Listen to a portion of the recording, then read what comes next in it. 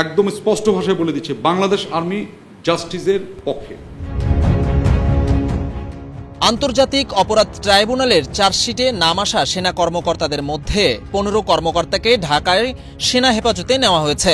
হেফাজতে থাকা কর্মকর্তাদের মধ্যে ১৪ জন কর্মরত এবং একজন এলপিআর বা অবসরোত্তর ছুটিতে রয়েছেন। ১১ অক্টোবর শনিবার ঢাকা সেনানিবাসের মেসে আন্তর্জাতিক অপরাধ ট্রাইব্যুনালে সামরিক বাহিনীর সদস্যদের মামলা সংক্রান্ত বিষয়ে আয়োজিত সংবাদ সম্মেলনে এ তথ্য জানান বাংলাদেশ সেনাবাহিনীর adjutant general major general Mohammad Hakimuzzaman. Walton এখন দেশের সীমানা পেরিয়ে পৌঁছে গিয়েছে ৫০টিরও বেশি দেশে। ওয়ালটন, ঘরে ঘরে, বিশ্বজুড়ে। মোহাম্মদ হাকিমুজ্জামান জানান, যেসব কর্মকর্তাদের বিরুদ্ধে চার্জশিট হয়েছে তাদের মধ্যে ১৫ জন কর্মকর্তা ঢাকায় সেনা হেফাজতে আছেন।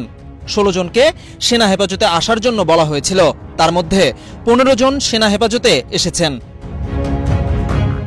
সংবাদ সম্মেলনে বাংলাদেশ সেনাবাহিনীর এই কর্মকর্তা আরও জানান, ৩টি মামলায় ২৫ জন সেনা কর্মকর্তাকে অভিযুক্ত করা হয়েছে।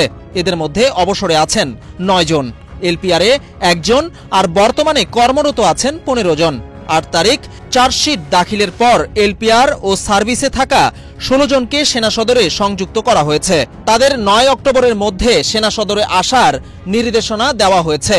১ জন ছাড়া ১৫ জন রেসপন্স করেছেন, তাদের হেফাজতে রাখা হয়েছে। তারা পরিবার থেকে আলাদা আছেন। মানবতাবিরোধী অপরাধের অভিযোগে সাবেক ও বর্তমান ২৪ জন সেনা কর্মকর্তার বিরুদ্ধে গ্রেপ্তারি পরোয়ানা জারি করেছেন আন্তর্জাতিক অপরাধ ট্রাইব্যুনাল।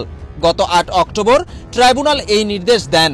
আগামী ২১ অক্টোবরের মধ্যে তাদের গ্রেপ্তার করে ২২ অক্টোবর ট্রাইব্যুনালে হাজির করতে সংশ্লিষ্ট কর্তৃপক্ষকে বলা হয়েছে।